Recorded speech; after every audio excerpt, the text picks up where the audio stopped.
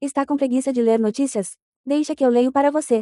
Inscreva-se no canal e deixe seu like para receber as notícias mais relevantes do dia.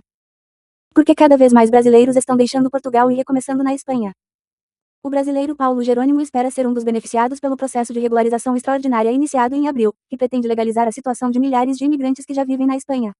Após 7 anos em Portugal, ele se mudou para o país vizinho com a família em 2025. Até já tínhamos conseguido regularizar nossa situação em Portugal, mas, nos últimos anos, começamos a sentir um aumento da hostilidade contra brasileiros, com frases como, volta para a tua terra. Também fomos atraídos por salários mais altos. E tivemos sorte de nos mudar antes do processo de regularização, o que nos permite ser beneficiados, conta Paulo. Com anos de experiência como motorista de caminhão em Portugal, ele já conseguiu a promessa de um contrato de trabalho na Espanha e está desenvolvendo um app para conectar motoristas e empresas espanholas. Com um discurso oficial mais positivo em relação à imigração e políticas voltadas a melhorar as condições de vida dos imigrantes, a Espanha tem seguido um caminho diferente não só do EUA, mas também de vários países europeus, entre eles, Portugal, que hoje abriga a maior comunidade brasileira na Europa, mais de 500 mil pessoas. Soma-se a isso o fato de a Espanha ser uma das economias que mais crescem na União Europeia e não é difícil entender porque a história de Paulo está longe de ser um caso isolado.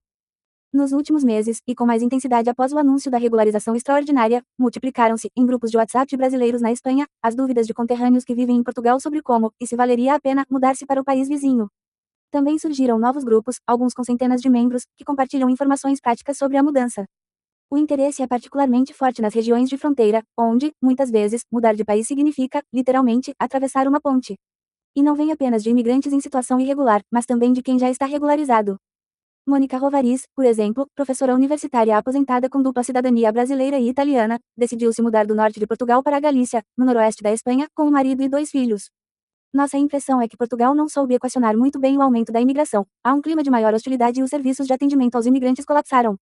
Meu marido, que é brasileiro, estava há 2 anos esperando pela renovação do visto de residência, diz Mônica. Com base em dados do governo espanhol, o Consulado do Brasil em Madrid estima que a comunidade de brasileiros oficialmente residente na Espanha tenha atingido 195 mil pessoas em 2025, contra 156 mil em 2022, um aumento de cerca de 25% em apenas 3 anos. Só no último trimestre, 6,3 mil brasileiros se mudaram para o país, segundo o Instituto Nacional de Estatística, INE, um ritmo que, anualizado, poderia ultrapassar 25 mil e indica uma aceleração do movimento migratório. O consulado também reporta aumento na demanda por serviços consulares, sugerindo crescimento da comunidade. A regularização extraordinária se aplica apenas a imigrantes que já estavam na Espanha até o final de dezembro de 2025, ou seja, recém-chegados não serão contemplados. Ainda assim, o interesse crescente pode ser explicado por uma combinação de fatores, que vão desde o endurecimento das regras migratórias em Portugal até a busca por melhores salários e condições de vida.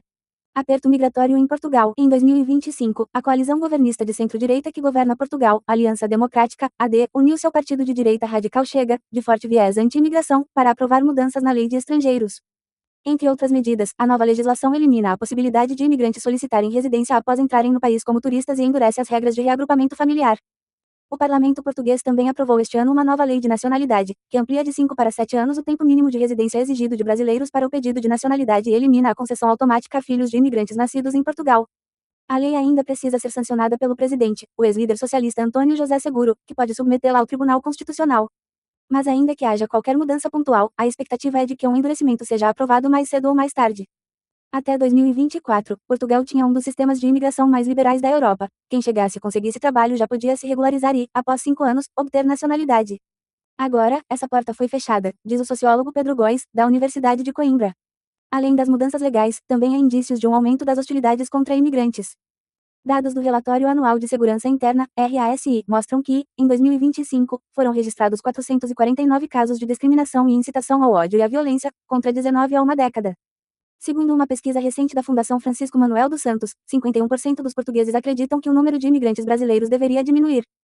Relatos de discriminação no cotidiano tornaram-se mais frequentes segundo brasileiros ouvidos pela BBC, e alguns casos de violência têm causado grande comoção na comunidade, como o do menino brasileiro que teve os dedos decepados na escola. Para Góes, a diferença no tom das políticas migratórias entre Portugal e Espanha se explica, primeiro, pela orientação ideológica dos dois governos. Após 8 anos de governo socialista, a centro-direita assumiu o poder em Portugal em 2024, mas sem maioria parlamentar, o que a obriga a negociar ora com os socialistas, ora com o Chega, hoje a segunda maior força no parlamento e que ficou em segundo lugar nas eleições presidenciais deste ano, com cerca de 33% dos votos. Na Espanha, o primeiro-ministro Pedro Sánchez, do Partido Socialista Operário Espanhol, PSOE, de centro-esquerda, está no poder desde 2018. Essa diferença evidentemente influencia diretamente o tom das políticas e do discurso. E há um lembrete de que uma eventual alternância de governo também poderia levar a mudanças na política migratória, diz Góes. As eleições gerais espanholas estão previstas para 2027 e, no momento, a média das sondagens aponta para uma disputa acirrada entre o PSOE e o Partido Popular, PP, de centro-direita, com ligeira vantagem para o último. O PP promete uma reforma profunda para, nas suas palavras, colocar ordem no sistema migratório espanhol, incluindo elevar os requisitos para a nacionalidade, mas sem fechar as portas e até facilitando algumas vias de imigração legal, como o visto de busca de trabalho. As sondagens, porém, também indicam um possível fortalecimento em relação ao resultado de 2023 do Vox, partido de direita radical de forte viés anti-imigração, com quem o PP poderia eventualmente ter de pactuar para formar governo. Além dessa questão política, segundo Góes, também há uma diferença na escala da imigração entre Espanha e Portugal. Embora a Espanha tenha recebido mais imigrantes em termos absolutos na última década, cerca de 2,5 milhões, proporcionalmente o aumento foi maior em Portugal. Portugal tem hoje cerca de 1,6 milhão de imigrantes em uma população de 10 milhões, sendo que aproximadamente 1 milhão chegou nos últimos 10 anos. Para a Espanha, com 49 milhões de habitantes, isso equivaleria à chegada de quase 5 milhões de pessoas, diz. Em Portugal, esse volume trouxe uma série de desafios, incluindo a sobrecarga dos serviços públicos de imigração. Políticas espanholas. Na Espanha, o governo tem defendido publicamente a imigração como parte da solução para desafios estruturais da economia, como o envelhecimento da população e a escassez de mão de obra em setores como construção, hotelaria, logística e cuidados. Do ponto de vista do discurso, a Espanha se destacou dentro da União Europeia ao afirmar de forma explícita que a imigração é fundamental para o crescimento econômico, algo que nenhum outro governo disse com tanta clareza. E os dados sustentam essa posição. Entre 2002 e 2024, dos 5,2 milhões de pessoas que se incorporaram à população ativa, 75% eram estrangeiras ou tinham dupla nacionalidade, diz Cláudia Finotelli, professora da Faculdade de Ciências Políticas e Sociologia da Universidade Complutense de Madrid e diretora do Grupo de Estudos sobre Migrações. Nos últimos anos, o crescimento da economia espanhola tem superado o de outros países europeus, e economistas associam parte desse desempenho ao aumento da imigração. Em 2025, o PIB da Espanha cresceu 2,8%, contra 0,2% da Alemanha e 0,9% da França. Em Portugal, o crescimento foi de 1,9%. Esse dinamismo, aliado a salários relativamente mais altos do que em Portugal, também tem atraído brasileiros. O salário mínimo na Espanha, por exemplo, é de 1.221 euros, cerca de R$ 7.040, versus 920 euros, cerca de R$ 5.300. Em Portugal, nos dois países, o trabalhador recebe 14 salários anuais. Ao mesmo tempo, como em toda a Europa, o aumento da imigração também trouxe desafios, por exemplo, ao agravar a crise habitacional, que tem múltiplas causas estruturais e é apontada como uma das principais dificuldades pelos recém-chegados. A regularização extraordinária é a medida mais recente do governo espanhol para avançar na integração de imigrantes que já vivem no país. O executivo também promete agilizar a homologação de diplomas estrangeiros, que em alguns casos leva anos, e recentemente editou um decreto para eliminar as barreiras ao acesso de imigrantes irregulares à saúde pública em todas as regiões do país, garantindo uma harmonização das práticas nessa área. Oficialmente, espera-se que cerca de 500 mil pessoas sejam beneficiadas pelo processo de regularização extraordinária, a maioria da América Latina. Mas o Centro de Pesquisas Funcas estima que o número de imigrantes irregulares na Espanha possa ultrapassar 800 mil. Há tantas pessoas em situação irregular porque, diferentemente de outros países com mercados de trabalho mais formais, na Espanha há uma economia informal robusta que absorve essa migração, diz Raquel Martínez Bujan, professora da Faculdade de Sociologia da Universidade de La Coruña. Existe um discurso de controle de fronteiras, mas, na prática, a economia precisa dessa mão de obra e há uma informalidade tolerada. Assim, muitas pessoas que entram como turistas acabam trabalhando sem contrato em setores como agricultura ou serviço doméstico. Hoje, a principal via de regularização não extraordinária na Espanha é o chamado arraigo. Em linhas gerais, após 2 anos vivendo na Espanha, ainda que de forma irregular, em muitos casos o imigrante pode solicitar uma autorização de residência, desde que comprove vínculos com o país, como uma relação de trabalho ou estudos.